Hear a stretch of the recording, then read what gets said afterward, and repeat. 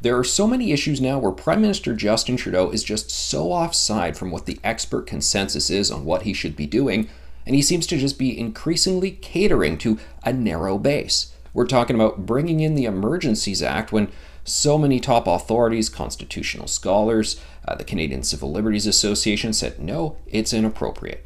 We're talking about Bill C-11 being criticized by so many people as an online censorship bill. Got to bring in amendments to get rid of the concerning aspects of it, but they won't do it. They ram the legislation through committee, through the House of Commons. We're talking about the situation the economy is in right now. It's not looking good, and yet the Liberals seem to just be doubling down on some of these policies of just throwing all this money out the door, which only distorts the economy further. What are we going to do about all of this?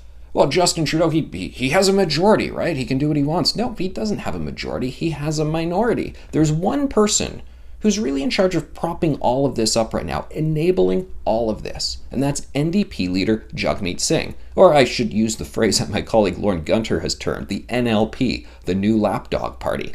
Because you've got to wonder, how long is Jagmeet Singh going to do this for? I see he's posting these tweets and videos criticizing, the Conservatives and the Liberals are this and that, and the NDP is, okay, yeah, whatever. All of that is moot if you're just going to keep propping up the Liberal government. And this coalition, I'm not supposed to say coalition. They get really mad when you say coalition. It's called a supply and confidence agreement. It's not a coalition. Never say coalition.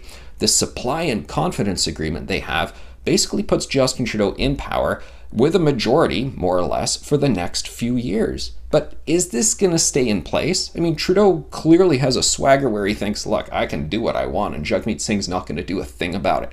And here's the question. Is Jagmeet Singh going to do anything about it? Will the NDP keep propping them up no matter how many missteps they make? And that's a question Canadians need to be asking.